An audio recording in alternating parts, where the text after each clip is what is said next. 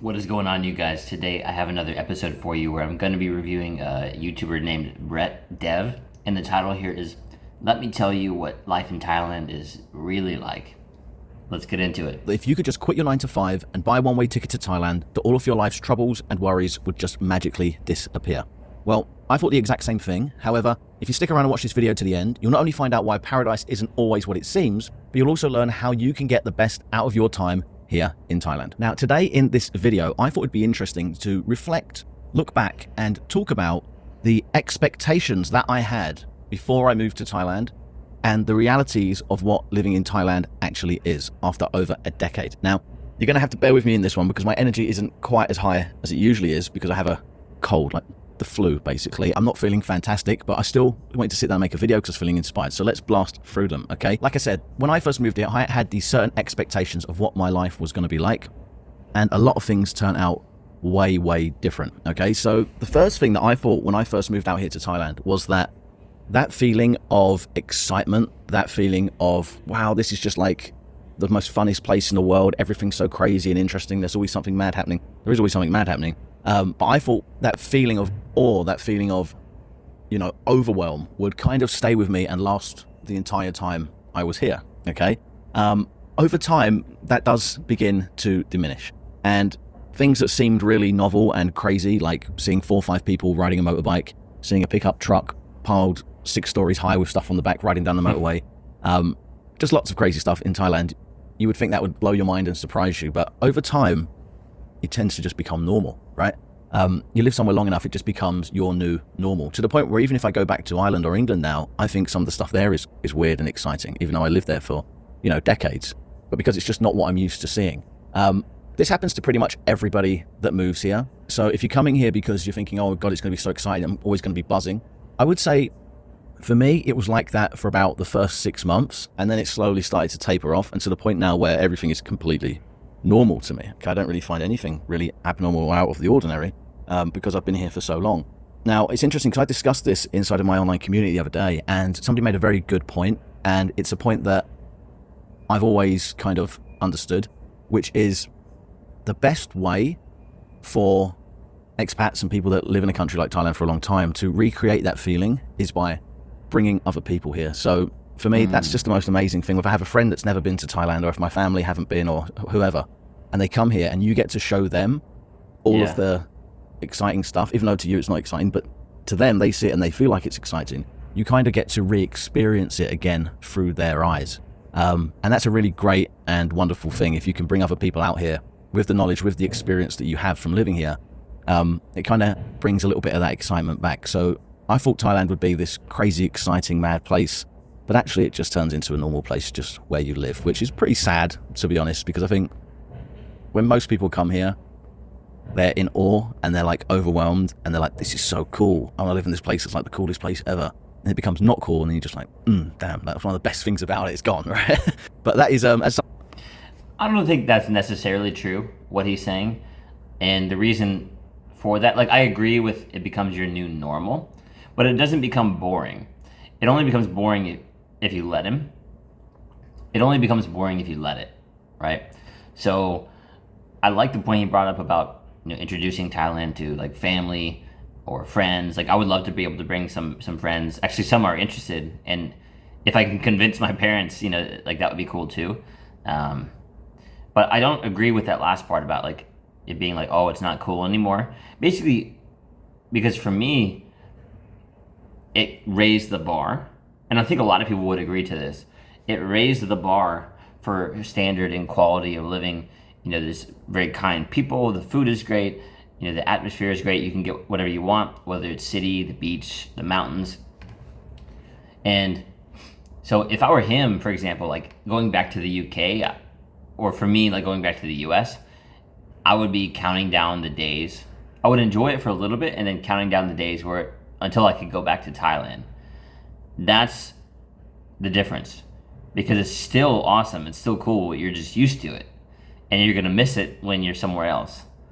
So, yeah, I disagree a little bit on that. I think that I didn't expect would happen, but inevitably you learn that it does over time. Now, another thing for me personally that I expected would happen, and this may not apply to everybody, versus what actually happened when I moved here was I expected for me to come to Chiang Mai, to join co-working spaces, to be like an entrepreneur and to make loads and loads of money really fast simply through networking with other entrepreneurs. Okay, I thought I was going to some sort of like Silicon Valley or something. I don't know, I was a bit stupid at the time, but that's kind of what I expected would happen. Now, when I first got here and I first started going to the co-working spaces in Chiang Mai, it was very different landscape to what it is today. Essentially, the way I would describe it would be, it was kind of like a bunch of backpackers just using their laptops.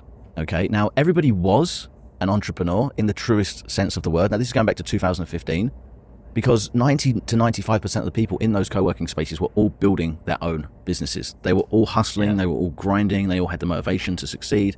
Most of them didn't succeed, but that entrepreneurial energy was there.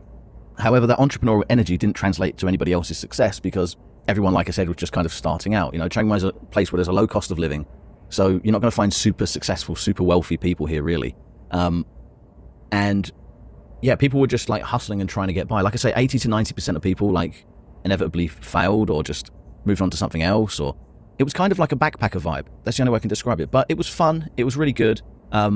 Made lots of friends, and it was really time that I really did enjoy when I first got here. I didn't like I said, I expected for me to just be going to these places and would meet people that I would naturally become successful. I was only 27 and never really done any online business before, so I was like, I'm just going to go to these places. I'm going to meet people. I'm going to become super successful. You're on your own, basically. You still are, okay? If you go to these places, people are doing their own things. Especially now, the landscape's changed quite a bit, and you'll find actually that 80 to 90% of people, this shift kind of happened. It was changing leading up to COVID, but really post-COVID, 80 to 90% of people that you'll find in co-working spaces nowadays are all remote workers. Okay, so these are people that have got programming jobs. COVID came around, their bosses allowed them to work remotely. I suppose they convinced their bosses that they can come and do it out here, and here they are. So that entrepreneurial vibe and that entrepreneurial scene has kind of disappeared a little bit from the co-working spaces, and it kind of now feels like you're just going into an office that's shared by a lot of people. So they're not as fun as they originally were, and the kind of the grind hustle spirit isn't really there as much as it was when I first got here. But regardless, then and now, I still don't think that you're going to be able to come here and just become super successful by way of networking. Okay, that's never been the case. It wasn't the case then, even though I thought it would have been, and it's not the case now. The third expectation that I had about moving to Thailand. First, I should say something about that, because I haven't had a lot of experience with it. I did notice that there was a lot of digital nomads in Bali and here in Thailand as well. Of course, there's other parts of the world that people talk about that digital nomads enjoy as well. Now, I'm not sure if I fully agree with him on that. And it might just be because he's so used to living there, like he's been there for so long. You definitely can meet other foreigners and expats that are starting their own businesses or have started their own businesses. And you might even run into people where potentially, not always, but potentially it could turn into a business partnership of some sort. You know, I've actually already had that happen to me here within, a few months of being in Thailand. So it's definitely possible. You have to be putting yourself out there more. And I understand what he's saying. Like, there's always going to be more digital nomad remote workers than there are going to be actual entrepreneurs starting their own businesses. Because that's just the way the world is anyways. Like, most people follow the quote unquote traditional path, the 9 to 5, and they just work their job and go home rather than starting their own business. So I don't know if that's necessarily like he sounds, he's sick. He mentioned that in the beginning of the video. Like, he sounds like a bit of like a Debbie Downer right now, like his energy isn't very high in the way that he's talking about it.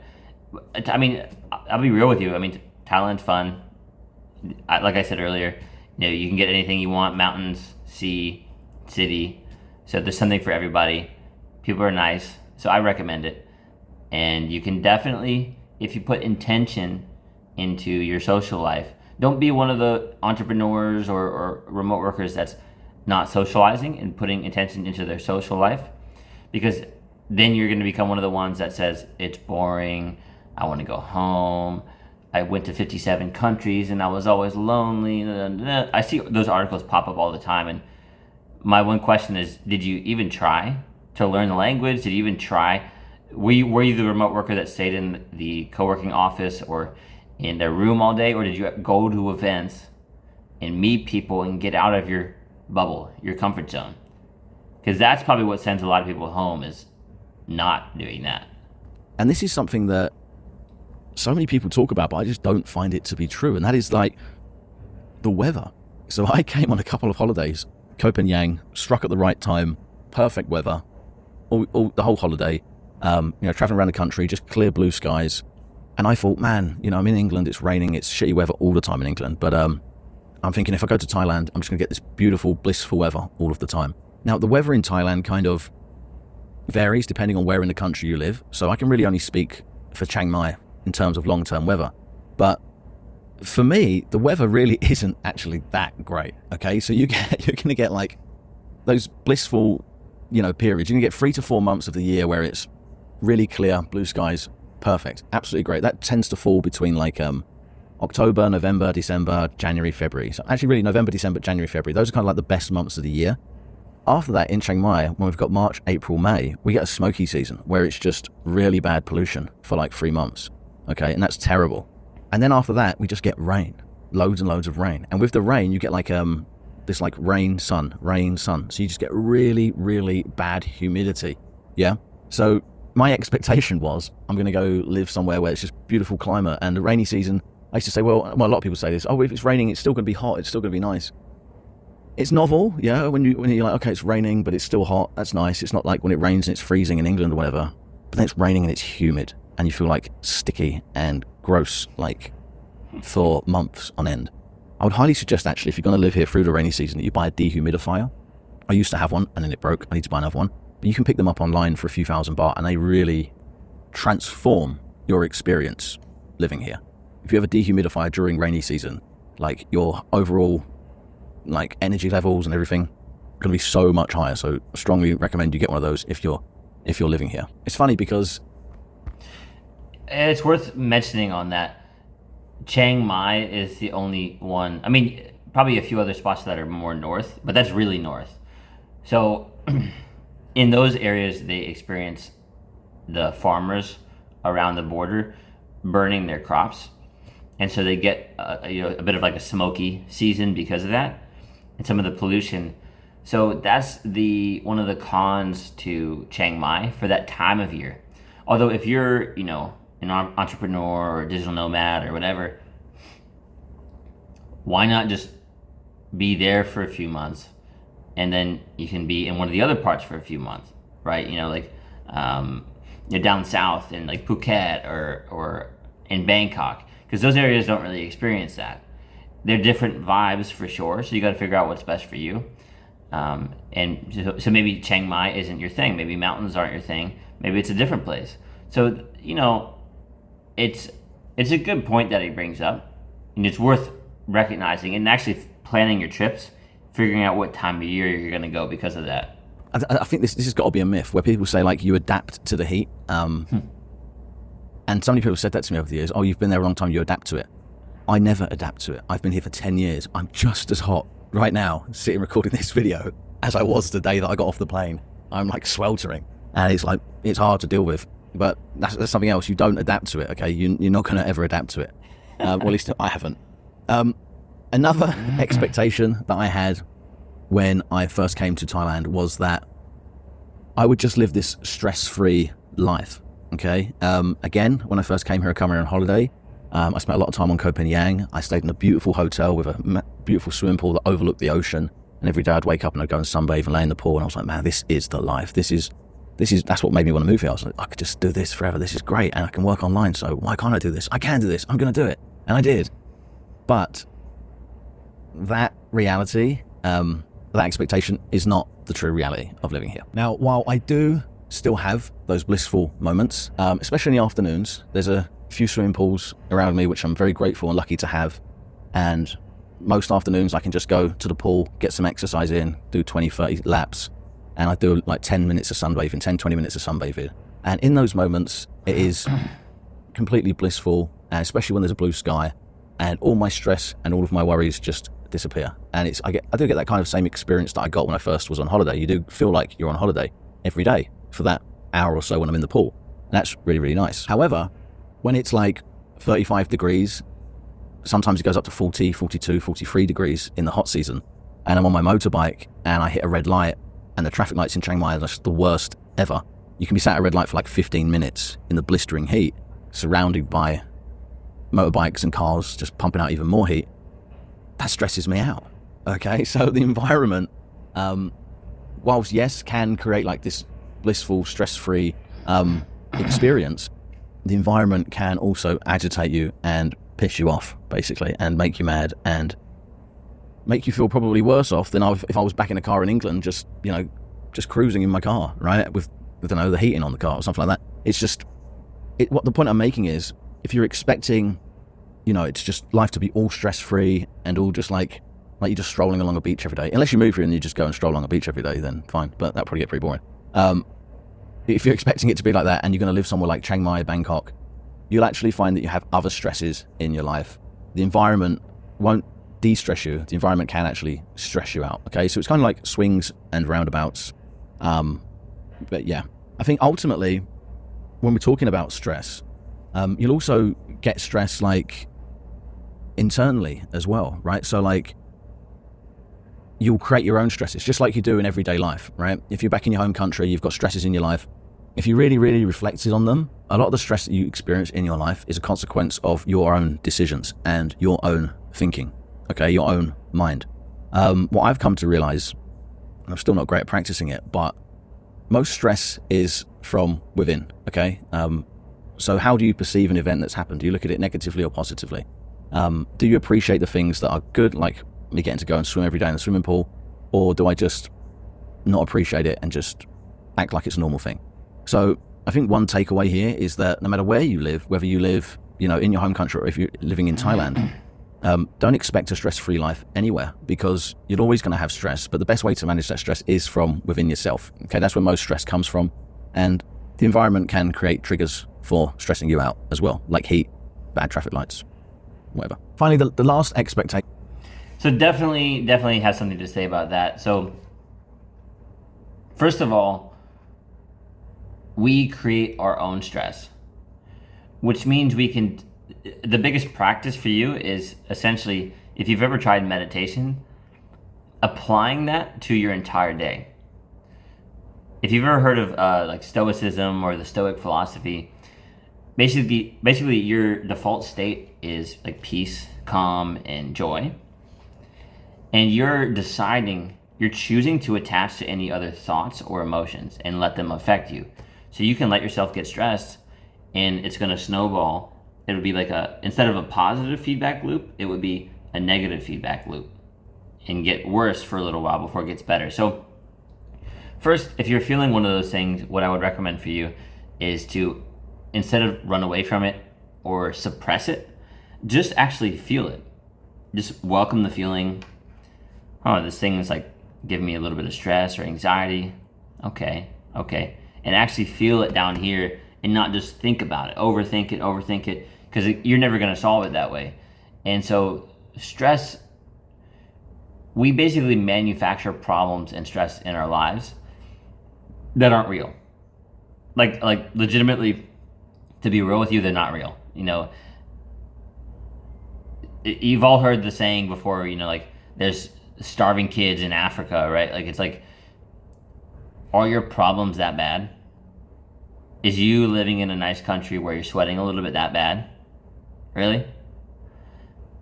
And I get it. I think sometimes, like, people's moods can be like affected a little bit, but again, I think the important point to this, it's like what he was saying at the beginning of the video.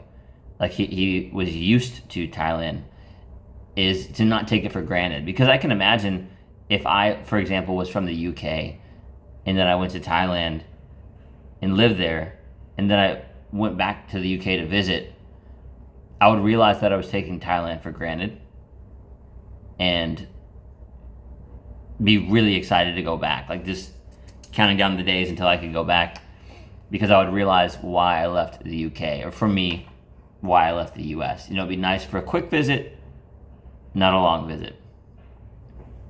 I had versus what my reality has become is that I never expected to be doing this, right? I never expected to be making YouTube videos. I never expected to be building online communities and doing online marketing. Didn't even know what online marketing was when I moved here. When I first got here, I was a web developer. Okay, I was doing WordPress development and Ruby on Rails, and I was getting clients, and I knew nothing about business really. I just knew how to be a worker and to build stuff that people paid me to build for them. And I was really into code, and I loved coding, and all I wanted to do was that more and more and more, and get more and more clients. Over time, I gradually kind of drifted out of that, and I drifted into online marketing. Not for any kind of financial reasons, but I just found that I could serve I found that the clients I was working with didn't really need websites. What they needed was online marketing. And that kind of piqued my interest in it. And I kind of transitioned into doing that, and I do YouTube and things like that as well. But the point is with this is that, you can expect to come here and you can expect to do this type of business, or even work for whatever employer you're currently working for, or get whatever type of job. And I've seen this happen to many people over the years. Often what you expect you're going to be doing, you wind up doing something completely different. Okay, because like I say, I've been here for 10 years, and that's a long time, man. Like, things change drastically. You completely change as a person. As you age, you become a completely different person. You get completely different interests. You make completely different friends. So what I would suggest is try and go with the flow as best as possible. Don't worry too much about the past. Don't worry too much about the future. And don't try and overplan for the future, because it's quite sad when I see this, when people come here and they have these really definite concrete plans and they're really rigid in the way of thinking, I'm going to Thailand, I'm doing this, that's going to be my outcome. It's good to have a plan, it's good to have goals. But sometimes I see people who are so rigid in doing something that if they don't succeed at it, they just keep trying to do it. And they're more than capable of doing other stuff that they would probably find more interesting and probably make them more money, but because it doesn't meet their plan, they keep doing it, and ultimately that's what causes them to fail and have to go home. Okay, I've seen this many times where people are saying, like, I'm going to get this job, I'm going to work for these clients, and that's my thing, that's what I do. Come out here, you might learn something new, you might meet somebody, you might learn something different. If you think you'd enjoy it more, give it a shot and do something different. Divert from your plan. It doesn't really matter. As long as it makes sense, and as long as you think you're capable of doing it, go for it. Because over a period of time, what you expect you're going to be doing here probably won't be what you're doing 10 years from now. It might be, and for a lot of people it is. But like I said, I never expected to be doing YouTube, building online communities like Nomad School, and doing online marketing and things like that. I didn't even know what it was, okay, up until like 6-7 years ago. Yeah, definitely a good video. You got some interesting points in there. Yeah, all of which I somewhat agree with. And I get, like he's been there for 10 years, so like it makes sense too. Like he's used to it. And those things he was saying at the end, I mean, that's a great point actually. So basically being not so rigid with your plans, because some people, they're like holding on for dear life for this one thing to work out, when if they let go, if they surrender, their life starts to flow more. Everything becomes easier. The kind of way that you magnetize money, you create money online, that becomes easier. Maybe you meet a great business partner, and even other areas, right? Like meeting a great partner for dating, like someone great for long term for you. Like all these things, when you stop forcing it and release to surrender and let it flow, it becomes easier. So he's almost talking about guys who try to force a square peg into a round hole. It's like pushing the wrong puzzle piece into a different place that's not the right fit for it. So you got to be able to adapt and evolve and realize, well, maybe I am interested in this one thing, but I mean, let's try this other thing. I mean, that could be interesting. Like, let's follow, instead of getting anxious about it, flip the phrasing to following threads of excitement and doing that for every area of your life, because that's where the joy in the adventure is. A little bit cheesy, but thank you for making it this far. Like, comment, subscribe, and I'll see you in the next one. You got this, bro.